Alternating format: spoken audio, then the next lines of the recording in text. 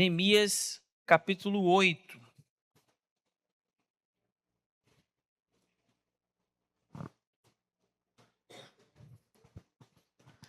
Quem encontrou, diga amém. Quem não encontrou, diga eu preciso da escola bíblica dominical. Mas irmão, você acusa aí. Todo domingo, né, pastor? Todo domingo, 10h30, não é isso? 10h30, 8 horas. Então você vem aí. Todo domingo. Brincadeira, tá, irmãos? É só para descontrair. Bom, todos já encontraram? Neemias, capítulo 8. Se de repente o pessoal da mídia, vou ler na Almeida 21, século 21. Perdão, podia até já ter avisado vocês, né? Para não atrapalhar. Neemias, capítulo 8. Nós vamos do 1 ao 18. Diz assim a palavra. Obrigado, querido. Diz assim a palavra do Senhor. Então, como se fosse um só homem, todo o povo se reuniu na praça diante da porta das águas e pediram a Esdras, o escriba, que trouxesse o livro da lei de Moisés, que o Senhor dera a Israel. E assim, no primeiro dia do 7º mês, o sacerdote Esdras trouxe a lei perante a comunidade, que era constituída de homens, de mulheres e de todos os que podiam entender. E a leu em voz alta de frente para a praça, diante da porta das águas, desde o alvorecer até o meio-dia, na presença dos homens, das mulheres e dos que podiam entender. E todo o povo que estava atento à leitura do livro da lei. Verso 4. O escriba Esdras estava em pé sobre um estado de madeira que havia sido feito para esse fim, e estavam em pé junto com ele, à sua direita, Matitias, Semá, Anaías, Urias, Uquias, Maacéias, e à sua esquerda, Pedaías, Misael, Malquias, Azum, Assábina, Zacarias e Mesulão. Então, desde um lugar mais alto, Esdras abriu o livro e todo o povo conseguiu vê-lo. Assim que abriu o livro, todo o povo se pôs em pé. Então Esdras bendisse o Senhor, o grande Deus, e todo o povo levantou as mãos e respondeu: Amém, Amém. E eles se inclinaram e adoraram o Senhor com o rosto em terra. Os levitas, Jesua, Bani, Serebias, Jamim, Acube, Sebataí, Odias, Maacéias, Quelita, Azarias, Josadabe, Amã, Pelaías, explicavam a lei ao povo, e o povo permanecia em pé no seu lugar. Desse modo, leram no livro, na lei de Deus, esclarecendo o que liam e explicando o seu sentido para que o povo entendesse a leitura.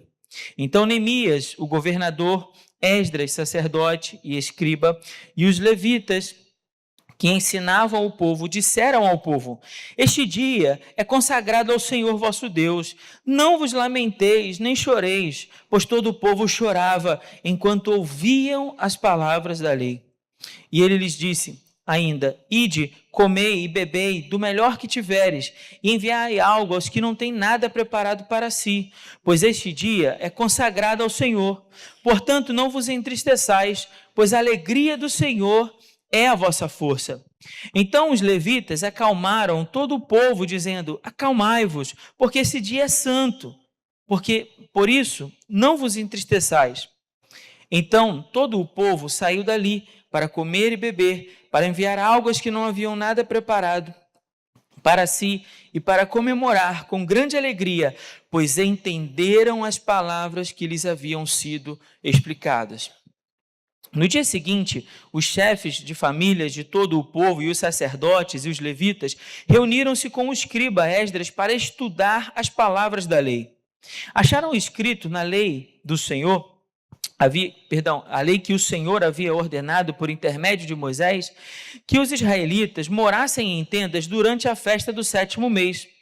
Por isso anunciaram em todas as cidades e em Jerusalém: saí às montanhas e trazei ramos de oliveiras cultivadas, de oliveiras silvestres e de murtas, folhas de palmeiras e ramos de outras árvores frondosas, para fazer tendas, conforme está escrito.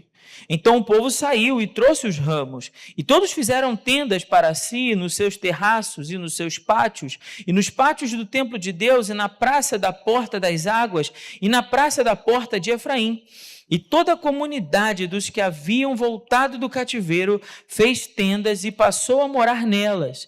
Desde os dias de Josué, filho de Num, até aquele dia, os israelitas não haviam mais feito isso. Por isso, a alegria deles foi muito grande. E Esdras leu o livro da lei de Deus todos os dias, desde o primeiro até o último. E eles celebraram a festa durante 7 dias. E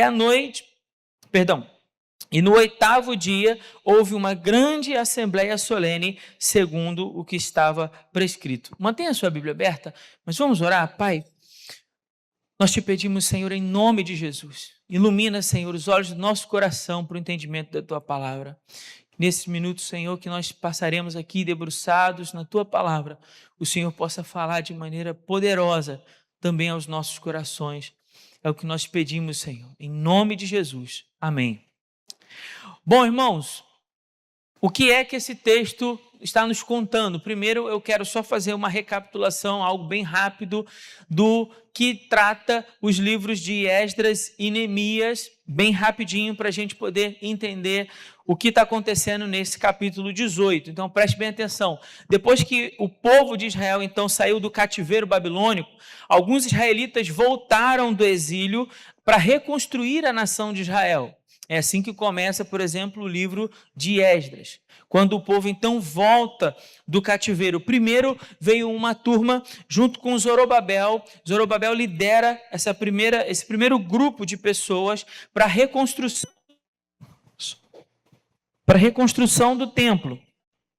Em seguida, então, Esdras é nomeado pelo rei da Pérsia para liderar novo grupo de israelitas de volta a Jerusalém.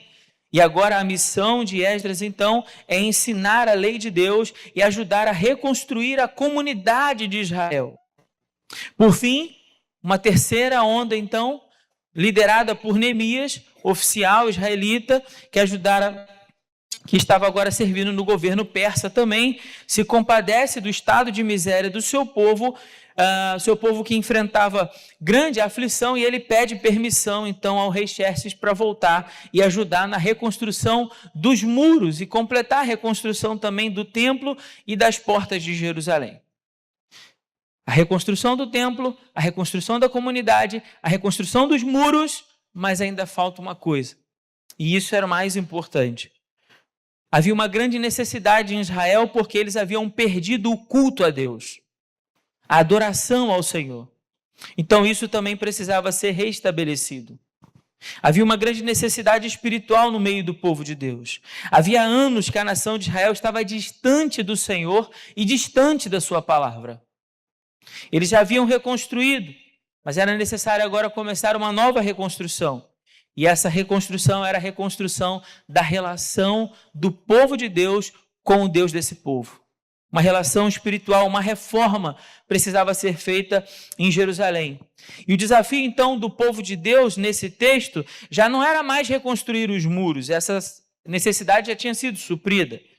A reconstrução agora era da vida espiritual. É isso que eu quero que os irmãos olhem comigo nesse texto. A reconstrução da vida espiritual do povo de Deus. E para isso, eles tomaram a sábia decisão de colocarem a palavra de Deus à frente de todo esse processo. E então convocaram Esdras para que ele ensinasse a lei do Senhor ao povo. Dessa maneira, toda mudança que nós iremos aqui observar nesse texto, e depois, se os irmãos quiserem dar continuidade no capítulo 9 em casa, toda a mudança que vai acontecer a partir daqui, ela se dá única e exclusivamente pela palavra de Deus. A palavra de Deus transformando os corações, mudando mentes e corações do povo de Deus. restabelecendo a vida espiritual do povo de Deus. O povo de Deus estava sendo restaurado e o instrumento pelo qual Deus estava usando para restaurar a vida espiritual do seu povo era a sua palavra. Guarde isso aí no seu coração. O instrumento pelo qual Deus restaura a vida espiritual do seu povo é a sua palavra. Palavra. Então, para facilitar o nosso raciocínio, vamos seguir a estrutura que o texto nos apresenta. Primeira coisa que o texto vai falar é sobre o dever do povo de Deus de compreender a palavra de Deus. O dever do povo de Deus em buscar compreender a palavra. Isso aparece dos versos 1 ao 8. Se você tiver com sua Bíblia aberta, acompanha, por favor. Olha o que diz no verso 1, diz assim: então pediram a Esdras. Então pediram a Esdras. Olha que interessante. Pastor, não foi Esdras então que teve a ideia? Não começou do líder tendo a ideia? Ou de Neemias tendo a ideia? Não, o texto diz, como se fosse um só. Todo o povo se reuniu na praça diante da porta das águas e pediram. Essa decisão partiu do povo, como se fossem um só homem. Estavam decididos a se reunirem em torno da palavra de Deus. Eles desejavam ouvir as palavras de Deus. Havia fome, havia sede por Deus no seu povo. E essa fome e sede de Deus era o próprio Deus movendo os seus corações na direção dele. Era Deus que estava movendo o seu povo novamente para junto de si.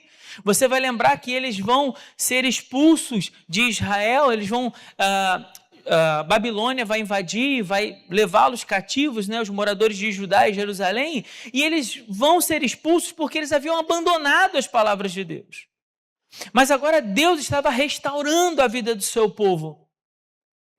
E como consequência disso, dessa ação poderosa de Deus, ele estava movendo mentes e corações, reunindo o seu povo em torno da sua palavra. Olha que Deus maravilhoso esse o nosso. Juntando o seu povo em torno da sua palavra, porque Deus desejava restaurá-los. Ele então, o próprio Deus, havia separado um homem para apresentar as suas palavras ao povo. É isso que Esdras nos conta. Esdras vai falar sobre isso no capítulo 7, verso 10. Ele era um escriba, um homem comprometido com a palavra de Deus já havia muito tempo. Um homem que tinha se disposto no coração estudar, praticar e ensinar a lei do Senhor. Ele tinha feito esse compromisso com o próprio Deus, de estudar, praticar e ensinar a palavra de Deus. Então ele se coloca diante do povo de Deus e o povo de Deus então deseja que ele pegue o livro da lei. É isso que diz a palavra. Pega então o livro da lei de Moisés que o Senhor dera a Israel. Eu estou lendo o final do verso 1. Olha que coisa maravilhosa. Esdras tinha plena consciência de que ele não estava ali para manifestar as suas opiniões ao povo. Esdras não estava diante do povo para dizer o que ele achava sobre política, enfim, sobre a vida, sobre filosofia, sociologia, psicologia positiva. Não, nada disso. Esdras estava ali para ler o livro da lei, a palavra de Deus para o seu povo. Ele sabia qual era a maior necessidade do povo de Deus. E qual é a maior necessidade do povo de Deus? Da palavra de Deus. A maior necessidade do povo de Deus. Então ele está ali e ele tem um compromisso de ensinar ao povo a sua palavra. E ele vai ensinar a palavra. E diz o verso, o livro da lei de Moisés, que o Senhor dera a Israel. E nessa parte desse verso, aqui nós temos uma sugestão à aliança de Deus. Lembra quando Deus então deu a lei para o povo de Israel, em cima do Monte Sinai? Então Deus fala com o seu povo, você vai lembrar, Deus havia tirado do Egito, mas eles eram uma nação ainda de escravos. Eles precisavam aprender a adorar a Deus, eles precisavam aprender o que é culto, o que é adoração, o que é servir, o que é amar ao Senhor. Então o que Deus faz? Deus dá a lei a Moisés para que Moisés então ensine o povo. Esse detalhe aqui no verso sugere essa aliança. É como se ele dissesse, olha, o livro da aliança, dessa aliança eterna que Deus tem com o seu povo. Nós precisamos retomar a compreensão do livro, retomar a compreensão daquilo que Deus deseja para o seu povo. Então, essas palavras são como um símbolo dessa aliança, da aliança que o Senhor os conduziria para que eles vivessem de acordo com a sua vontade. E de que maneira o povo saberia qual é a vontade do Senhor? Através da sua palavra.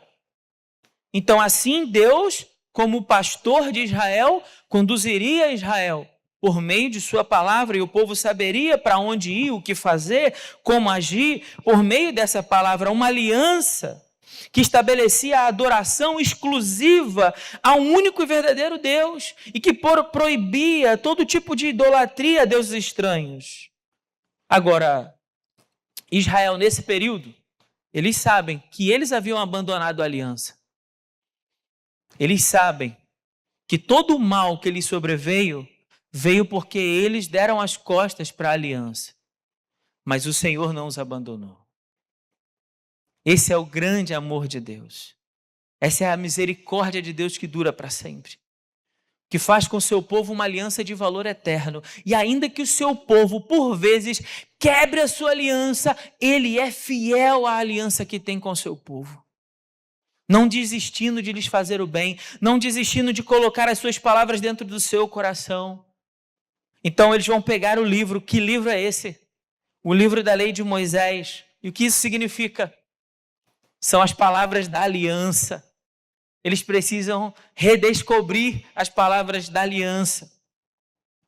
E diz o verso 2: e assim, no primeiro dia do 7º mês, o sacerdote Esdras trouxe a lei perante a comunidade, que era constituída de homens, de mulheres e de todos os que podiam entender. Um detalhe aqui interessante: o primeiro dia do 7º mês é o equivalente ao ano novo judaico.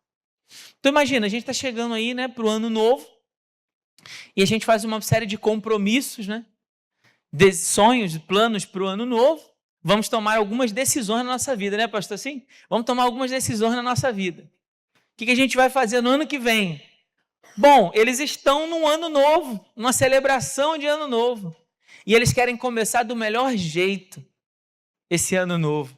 Como eles vão começar? Apegados à palavra. Fica a dica, né? Fica a dica. Eles vão começar o ano novo e eles então estão apegados a essa palavra. Há que se notar que essa é uma oportunidade, né? É algo bem assim, oportuno, de que nesse momento eles então tomem uma decisão de renovar a aliança que tem com o Senhor. Então, nos versos 3 e 4, nós temos uma explicação de como o trabalho foi organizado naquele dia. Esdras estava lendo em voz alta, de frente para a praça, de costa para uma porta e sobre um estrado de madeira, como se fosse uma espécie de púlpito, e dessa forma tudo ali serviu como um amplificador, porque aqui a gente tem um microfone, né? Lembra que naquele tempo eles não tinham isso, então a forma como ele descreve é como se estivesse projetando o som para que facilitasse que o povo ouvisse a leitura do livro. Porque, vejam os irmãos aqui como é que esse texto fala que ali haviam os que podiam entender. Isso é interessante, porque é uma expressão que ele repete 2 vezes, aqueles que podiam entender, e tem pelo menos 2 significados aqui. O primeiro é que eles estavam ali, não apenas homens, mas também mulheres, adultos, né, jovens, velhos, mas também mulheres adultas, jovens, velhas, e também crianças e talvez até adolescentes ouvindo a palavra de Deus. Mas um segundo significado dessa expressão é que eles estão ali não movidos pelas emoções, todos os que podiam entender. Então não era um apelo de Esdras. O discurso não era um apelo às emoções do povo, mas era um convite à razão e ao entendimento. Era a palavra de Deus iluminando os pensamentos e abrindo os olhos do povo que estava cego havia muito tempo. Então a própria palavra de Deus agora iria convencê-los de seus pecados e iria conduzi-los ao arrependimento. Quando nós lemos então essa expressão que podiam entender, precisamos compreender isso, esse significado mais profundo. Não é só ouvir as palavras, mas é discernir o significado do que aquilo dizia. E então esse convite à razão, ao entendimento, à compreensão da palavra, faz o que conosco? Jesus falou assim que é o Espírito Santo que faz o que com a gente? Convence do pecado, da justiça e do juízo. O Espírito então vai agindo por meio da palavra de Deus, nos trazendo a contrição, nos conduzindo ao arrependimento. Irmão, isso aqui é muito importante, preste atenção nisso. É a palavra de Deus que me convence dos meus pecados. O salmista Davi, quando fala sobre a própria palavra de Deus no Salmo 19, ele diz assim: quem pode discernir os próprios erros? Quem é que consegue enxergar os próprios erros? Mas então na sequência ele diz: é essa palavra que me mostra onde eu estou errando, o que está errado na minha vida. Essa palavra que me confronta nos meus pecados, essa palavra que me chama ao arrependimento sincero, à contrição genuína. Essa palavra.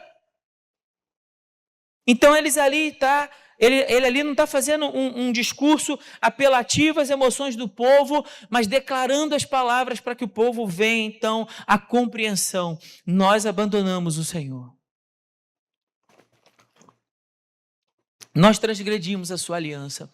Versos 5 e 6, nós temos a referência aqui do povo em relação à palavra de Deus. Enquanto Esdras abria o livro, eles estavam como?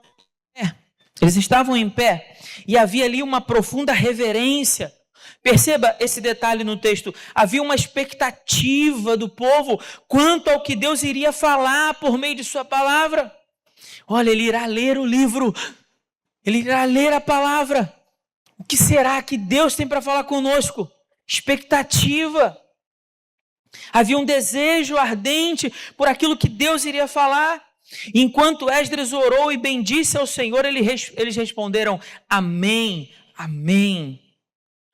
Aquelas não eram palavras de um homem, nem mesmo de um rei. As palavras ali eram as palavras do próprio Deus. Deus iria falar com o seu povo. E por isso eles então adoraram. Adoraram a Deus por quê? Por bênçãos recebidas, promessas cumpridas, portas abertas, curas e livramentos. Não, adoraram o Senhor pela sua palavra.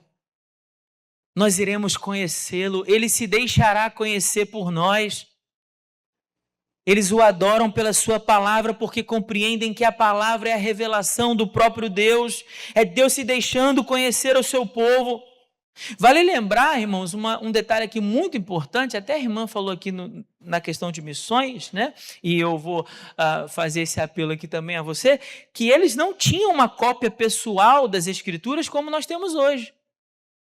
Então imagine aquela cena, aquela multidão de pessoas, muitos inclusive analfabetos, apenas aprendiam a lei de ouvir e decoravam textos inteiros, e eles não têm uma cópia do livro. Eles não têm para acompanhar. Eu estou aqui lendo a palavra e você pode aí, pela graça de Deus, né, pela bondade do Senhor, acompanhar na sua Bíblia. Eles não tinham. Então imagina a expectativa do coração deles. Olha, eles irão ler o livro, eles irão ler o livro. O que Deus irá falar? A emoção no povo, a emoção que eles sentiram, então, ao ouvirem as palavras do seu Deus. Olha o que diz o verso 8. E o povo permanecia em pé no seu lugar. Desse modo, leram no livro, na lei de Deus, esclarecendo o que liam e explicando o seu sentido para que o povo entendesse. Veja, o sermão de Esdras não era um apelo emocional, não era uma palestra motivacional, era um convite à razão, ao entendimento, a compreensão da palavra. E o povo, então, fica ali prestando atenção. E à medida que o texto era lido, o texto ia sendo esclarecido, ia sendo explicado no seu sentido, uma espécie de exposição bíblica, onde o texto é o firme fundamento em que o sermão é sustentado. E nesse sentido, o sermão é a própria explicação do texto. Eles leem e explicam. E porque explicam, o povo entende. E o pregador se atém então fiel ao texto, explicando passo a passo o seu sentido, para que pudesse ser aplicado mais facilmente. E o texto é quem governa o pregador e o sermão, não o contrário. O texto governa, porque o texto é a revelação de Deus para o seu povo. Deus não tem nenhum compromisso com a palavra do pregador, com aquilo que o pregador acha. Deus tem um compromisso sim com a sua palavra, e é a palavra de Deus que tem a promessa de não voltar vazia. Não são as palavras do pregador que tem essa promessa, são as palavras de Deus. Tem uma promessa. E então ele vai ali explicando, a partir do verso 9, então, nós temos o dever de nos alegrar na palavra de Deus. Olha o que diz o verso 9. Então Neemias, o governador, Esdras, sacerdote e escriba, e os levitas ensinavam o povo, disseram ao povo: este dia é consagrado ao Senhor vosso Deus, não vos lamenteis, nem choreis. Olha o que diz o restante: pois todo o povo chorava. Que coisa interessante, não é? Porque eu enfatizei várias vezes com você aqui que a exposição era um chamado à voz da razão, a compreensão, a luz, para que eles enxergassem o quão distante eles foram da presença de Deus, e eles enxergam. Eles agora compreendem porque o texto foi explicado. Eles entendem o significado daquilo. E quando eles entendem, o que acontece? Contrição, arrependimento sincero, conversão genuína. É isso que acontece. O povo começa a chorar, o povo começa a lamentar, pois eles ouviram as palavras. À medida em que Esdras lia e explicava o sentido do texto, a palavra então penetrava nos corações, não apenas na mente dos seus ouvintes, mas nos seus corações, gerando contrição, arrependimento pelos pecados. Por isso o povo estava chorando copiosamente. Imagina um culto então que o pastor começasse a pregar e todos aqui começassem a chorar copiosamente, mas sem nenhuma forma de apelo emocional. Não seria o produto de um discurso, mas seria o produto do poder de Deus no meio da reunião, agindo por meio da palavra. Você consegue entender isso?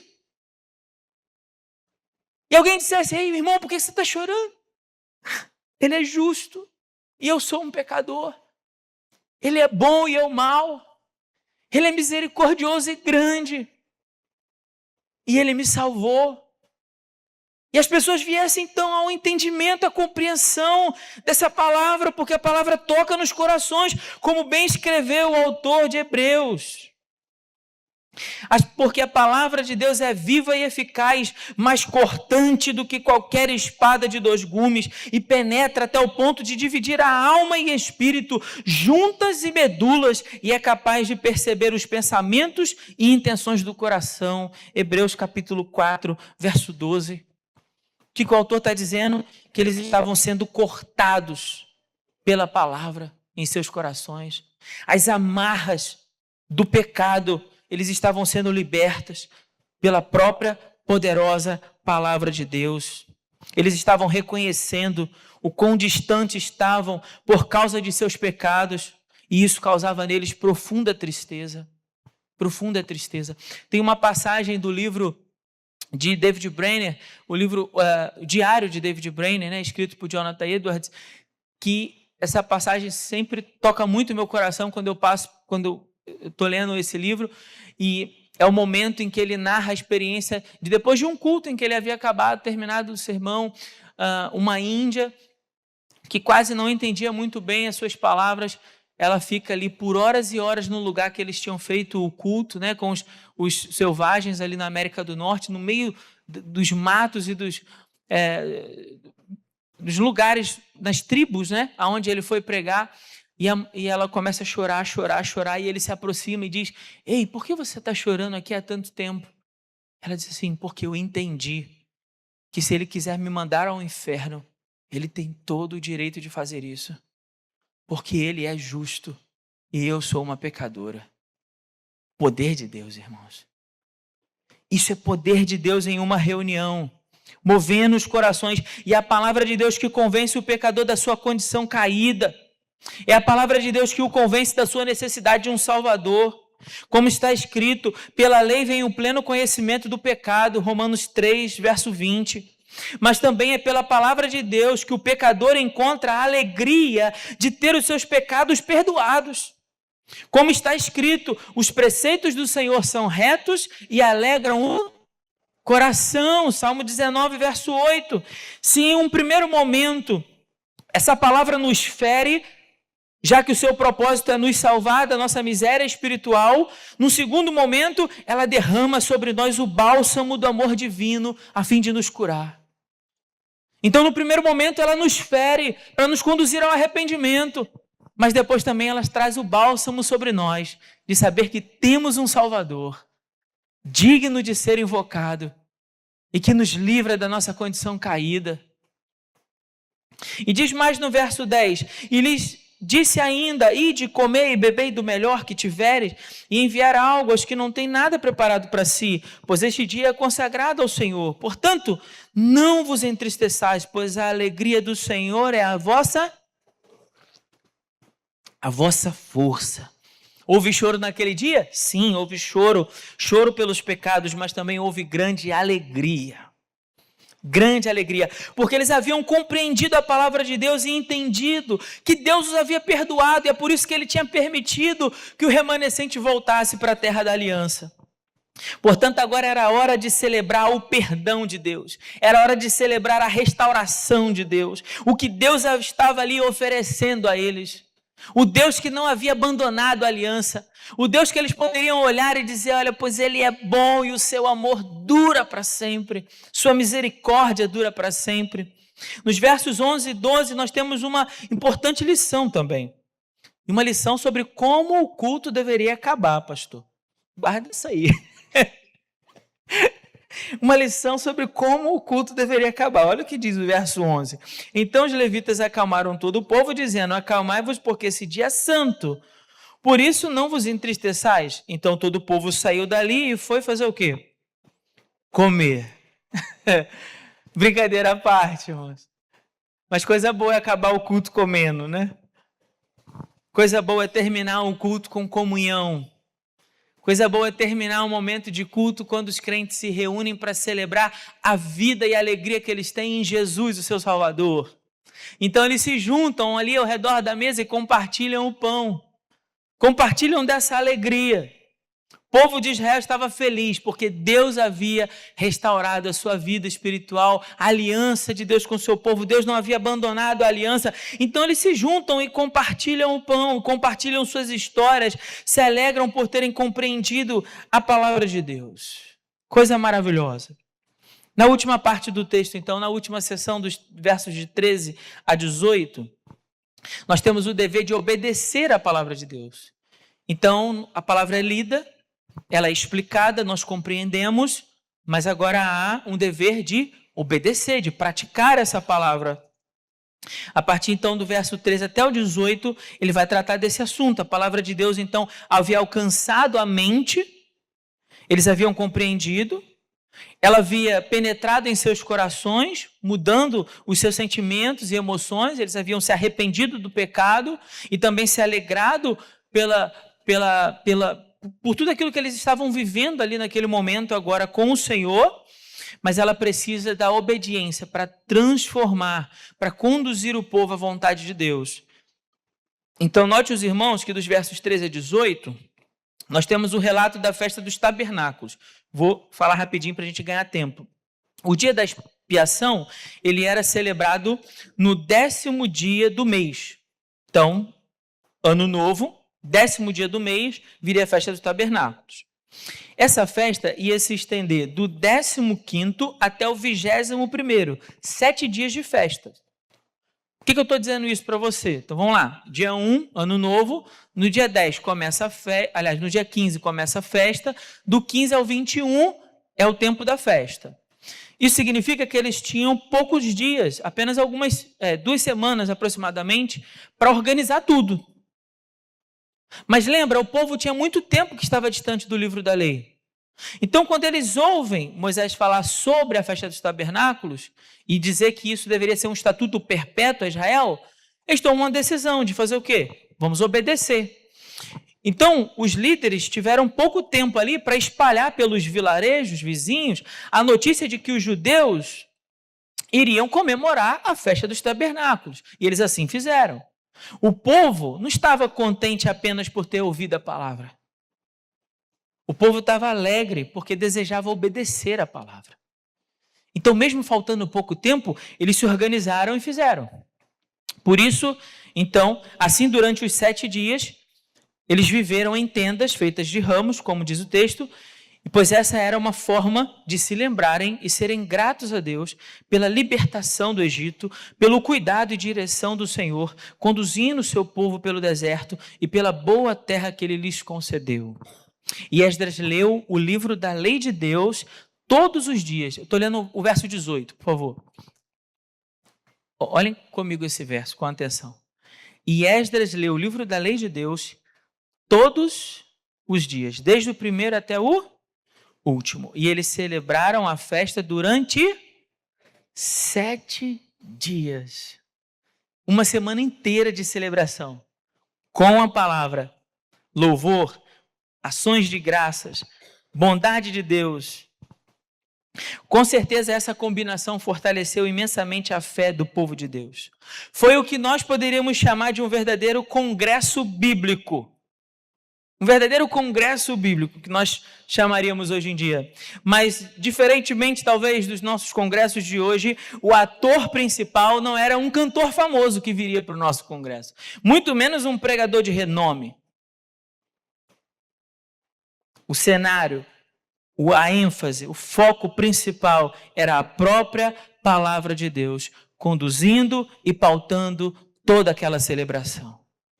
Não era Esdras, não era Neemias, não era nenhum cantor famoso e de renome para atrair as pessoas, nenhum pregador famoso, era a própria palavra de Deus e o desejo que o povo tinha por ouvir essas palavras.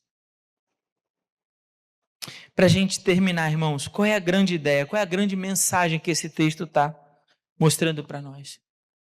Que quando Deus deseja restaurar a vida espiritual do seu povo, Ele faz isso e usa como instrumento a sua palavra. Se nós desejamos, como igreja, ter a nossa vida espiritual restaurada, viver uma fé viva, viver uma fé contagiante, uma fé pulsante, uma fé de um relacionamento próprio e íntimo com o Senhor, uma fé não apenas do formalismo, uma fé não da performance, uma fé não da religião, mas uma fé sincera, integral, genuína. Se nós queremos que Deus realmente nos leve ao arrependimento sincero, pelos nossos pecados, pelas nossas faltas, se nós quisermos que Deus quebrante verdadeiramente os nossos corações, que gere em nós um despertamento espiritual, que se nós quisermos que Deus gere esse despertamento espiritual no meio do povo de Deus, precisamos entender que o instrumento pelo qual Deus faz isso é a sua palavra. É a palavra. E por que a palavra, você diz? Aonde nós podemos encontrar as palavras? Aonde nós podemos encontrar as palavras vivas e poderosas de Deus que restauram o pecador? Aonde? Em Cristo, em Jesus. Como disse Pedro em João 6,68, para onde iremos, Senhor, se só Tu tens as palavras de vida eterna? Ele, Cristo, é a própria palavra encarnada, como está escrito em João, capítulo 1, verso 14. A palavra encarnada que veio ao mundo para restaurar o pecador da sua condição caída. E é por essa razão que toda a Escritura aponta para Cristo e para a sua obra como forma de conduzir o homem pecador até Ele. Pegá-lo pela mão e levá-lo até Cristo. As suas palavras, as palavras de Cristo, são aquelas que convencem o homem pecador de seus pecados. São as palavras de Cristo que nos levam à compreensão da nossa necessidade que temos de um Salvador. São as palavras de Cristo que verdadeiramente nos libertam da escravidão do pecado, das amarras da mentira, da bebida, do vício, da droga, da prostituição, do engano, da idolatria. São as palavras de Cristo que nos libertam. É o seu sacrifício que nos redime, que paga o preço pela nossa liberdade. É a sua cruz que nos perdoa dos pecados, que nos tira o peso da culpa. É o seu sangue que nos justifica, que nos torna aceitáveis diante de Deus. É o seu sangue que nos purifica e nos santifica. É o seu Espírito Santo que regenera, que muda a nossa mente, transforma o nosso coração, muda o nosso comportamento, nosso jeito de falar, nosso jeito de pensar, nosso jeito de agir, nosso jeito de enxergar o mundo. É a ressurreição de Cristo que gera em nós uma nova vida, uma vida que vale a pena ser vivida, uma vida eterna, uma vida cheia da vida do eterno dentro de nós.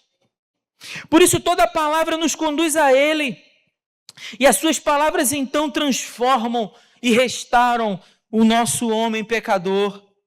Cristo é a própria palavra encarnada de Deus para a restauração da vida espiritual do seu povo. Se nós desejamos viver um verdadeiro despertamento espiritual em nossas vidas, e se nós desejamos viver um verdadeiro despertamento espiritual em nossas igrejas, algo que realmente marque a nossa geração, nós devemos buscar dedicadamente compreender essas palavras, nos apegarmos a elas com alegria, com expectativa. Irmão, imagina só se você chega aqui todo domingo, não apenas arrastado, mas com expectativa. O pastor vai abrir a Bíblia, qual será o texto que ele irá usar hoje? O que será que ele vai falar?